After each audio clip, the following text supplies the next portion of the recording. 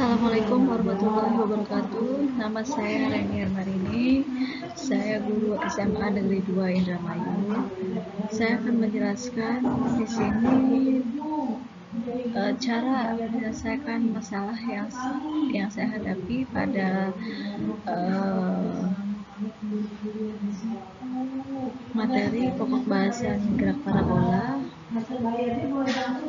SMA Negeri 2 Indramayu, yaitu dengan menerapkan model pembelajaran inquiry terbimbing berbasis pendekatan kontekstual pada pokok bahasan gerak parabola terhadap hasil belajar peserta didik SMA Negeri 2 Indramayu. Yang melatar belakangi permasalahan di sini yaitu masalah rendahnya nilai hasil belajar kognitif fisika PTS sebesar 46. Upayanya dilakukan yaitu untuk meningkatkan hasil belajar peserta didik. Fokus hasil belajar yang akan saya tingkatkan yaitu kemampuan kognitifnya. Nah, di sini kan saya akan menggunakan model pembelajaran inquiry terbimbing berbasis pendekatan kontekstual.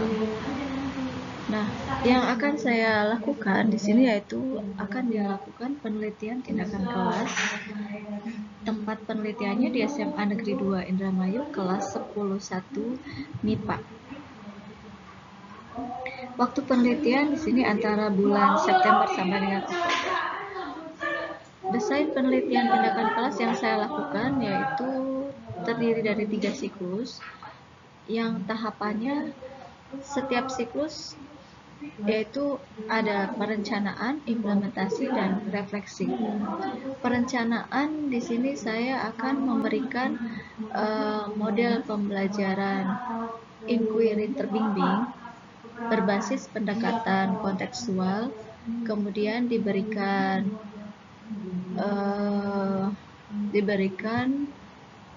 instrumen atau diberikan instrumen lembar kerja peserta didik, kemudian diberikan instrumen tes penilaian kemampuan kognitif serta adanya instrumen observasi siswa, aktivitas peserta didik.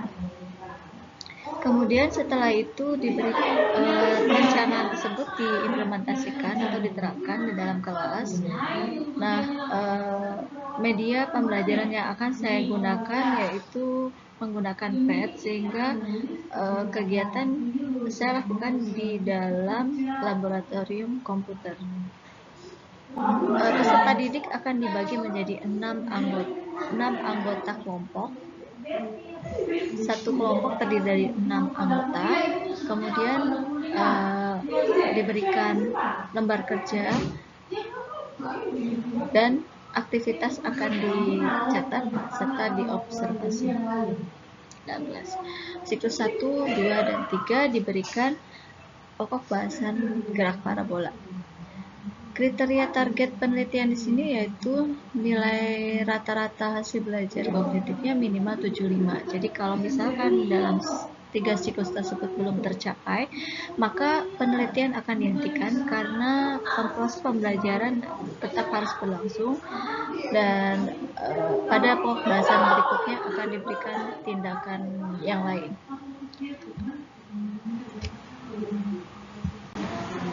Hasil dan pembahasan di sini pada siklus 1 diperoleh nilai rata-rata hasil belajar kognitif senilai 59,6, siklus kedua 68,29, siklus ketiga 77,53. Berikut di sini adalah gambar keadaan siswa peserta didik ketika dilakukan siklus pertama, siklus kedua, dan siklus ketiga.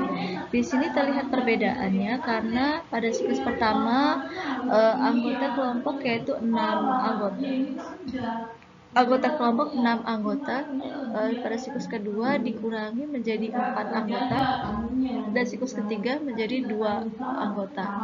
Kenapa ini diubah? Karena pada keadaan siklus pertama, keadaan siswa dengan 6 anggota kelompok terlihat siswa tidak maksimal dalam penggunaan PC.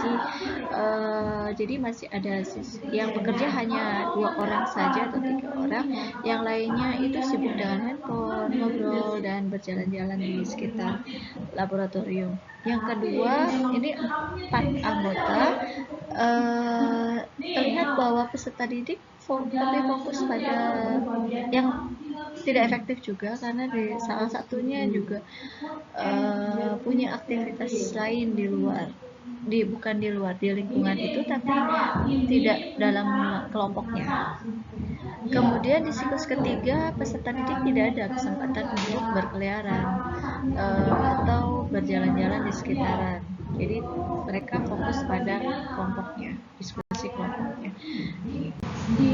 Berdasarkan nilai rata-rata hasil belajar kognitif di siklus ketiga sebesar 77,5, maka penelitian ini sudah memenuhi kriteria target minimal sebesar 75. Walaupun nilainya di sini masuk kategori kurang, maka saran dari peneliti bahwa dalam penerapan model pembelajaran inquiry ini harus semua tahapan dilalui dengan baik dan optimal. Peserta didik juga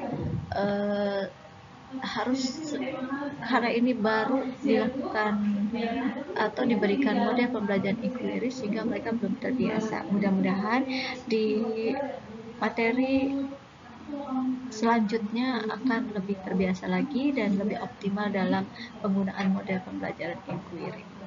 Disimpulkan bahwa penerapan model pembelajaran inquiry terbimbing berbasis pendekatan kontekstual pada pembahasan gerak parabola dapat meningkatkan hasil belajar peserta didik di SMA Negeri 2 Indramayu. Demikian hasil penyelesaian masalah yang sudah saya lakukan terhadap siswa, terutama dalam pelajaran fisika di SMA Negeri 2 Indramayu. Terima kasih. Assalamualaikum warahmatullahi wabarakatuh.